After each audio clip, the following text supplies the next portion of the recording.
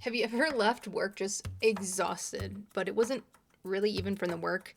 It wasn't even a hard day. Why are you so tired? And sometimes it's not about the workload. It's how you had to show up all day, that performance. And in DISC, we actually talk about the adaptive behaviors. Now, adaptive behaviors in DISC isn't all that bad. It actually helps you learn how to have that adaptability skill and change, which is highly recommended in this very changing time. But over time, it can eat away at you. If you actually have to adapt a very high manner, like you're slow and methodical, but you have to move fast every day, or you move fast every day and in a very slow and methodical environment or job, this can become a chronic energy leak, which at the end of the day, you're like, I don't even know what I did today, but I'm exhausted. So let's do a quick refresher on the two different types of grass that come within DISC. One is your natural style. So this is where you are naturally at your core. It's not everything that defines you, but certainly it's in your work style where you really thrive, where you can be creative and comfortable. Adaptive is how you adjust to survive, to succeed, to belong in the surroundings all around you. Adaptation is a skill right now, as we talked about, but over adaptation is a warning. That's your energy leak. Let's normalize adaptation in a healthy manner. This is when you're a leader and you're meeting your team members where each one's at. This is collaboration, understanding one another. This is growing yourself, being flexible. And in the short term adaptation, you are invested in that growth. But long term adaptation is stress without recovery. It's that energy debt that you keep chipping away at your true self, showing up as someone you don't even recognize. So let's talk about each work style when that adaptation is really healthy and good, and then when it crosses that line, when you are exhausting yourself because you're becoming someone that you're not naturally aligned with. D's are dominance, these are reds. They're fast. So they like taking charge faster. They like pushing decisions. They like driving outcomes under pressure. That's good adaptive type of behaviors. It's helpful when you're in a crisis or you need to make a quick decision or there's stalled momentum and you're the person to help them start moving, start taking that next step. But this crosses the line into a complete energy leak when that natural star starts having to adapt further than what they feel comfortable, further than that natural feeling of what they want to do. This means that there's too many controls, that they don't get that autonomy. They don't get to make the decision. So when there's too many controls in place, they have to adapt. They have to follow every rule, follow every procedure. And I'm talking into like a very micromanagement type of control. They feel irritated. They feel impatient. They feel isolated when they have no control of the result that is happening.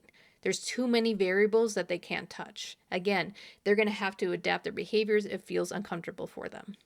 And too much rest, too much space is going to feel unproductive. So again, it's okay to adapt in a temporary fashion, in a short-term fashion, but when you have to do that day after day, week after week, energy leaks everywhere. Let's talk about eyes. Eyes are our influence or our yellows, and they like to also be on constantly. They're fast paced. They carry a nice emotional energy in the room, right? They want people to participate. They want to hear other people's voice. They want to hear their voice, and they over communicate in a very positive manner. So this is helpful, right? They adapt when morale is low, help guide change and get that buy in from the group to take the next step, just like D's. Now, when we cross the line for I's and where these energy leaks start to happen, when that adaptive nature happens day after day after day, stretches too far, they begin to suppress their own emotions. They become silent. Even though they thrive on having a voice, they become silent. Ooh, that's a scary thought, right? They will avoid hard conversations when usually they're the conversation starters. They used to be kind of those social butterflies and now they're crashing under social interactions, right? Their social batteries are draining low. So when they adapt too much and out of that fast-paced environment, when they don't have that voice, these are the things you're going to start seeing. So these energy leaks are starting to happen, and you'll actually see the first signal when they begin to have that emotional exhaustion that is kind of masked as enthusiasm in a very weird way, almost like toxic positivity that they're really pushing through. Let's just get through it. We got this, guys. They'll say things like that, and you know that they've adapted too far, that they're actually getting into that chronic stress, those way past energy leaks. They've had to adapt too far. They've crossed the line. Now let's talk about S. These are greens, are supportives. And when they adapt, they might say a quick yes to keep the peace. They might absorb someone else's stress or their venting. They might be over functioning, having their hands in other responsibilities because they can do it. They can do it right. They can do it faster, right? So these again are mild adaptive behaviors. Short term is fine. Long term is when they start to resent others for not doing their job because they're being over responsible. So now other people are becoming under responsible.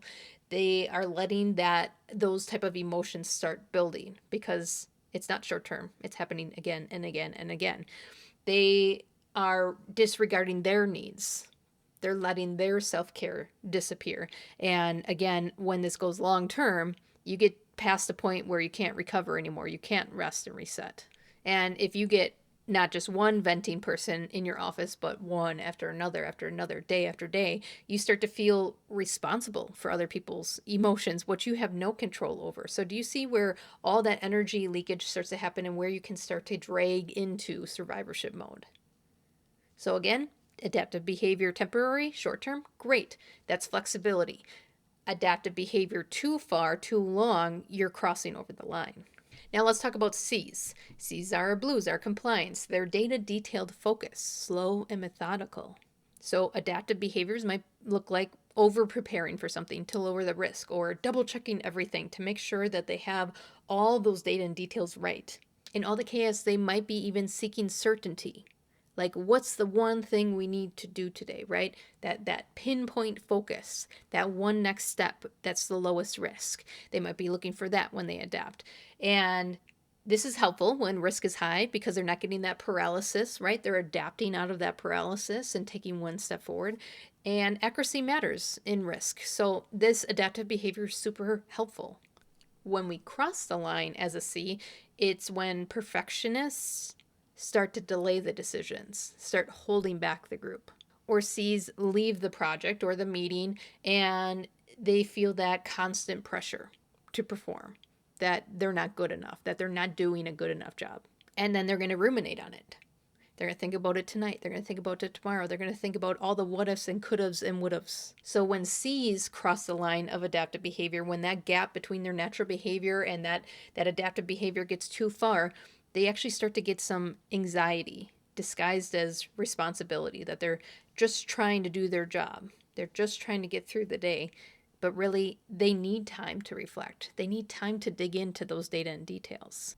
So the problem is not adapting. It's the chronic adaptation or the gap that increases from small adaptation, short-term things that you have to do right now, but not forever.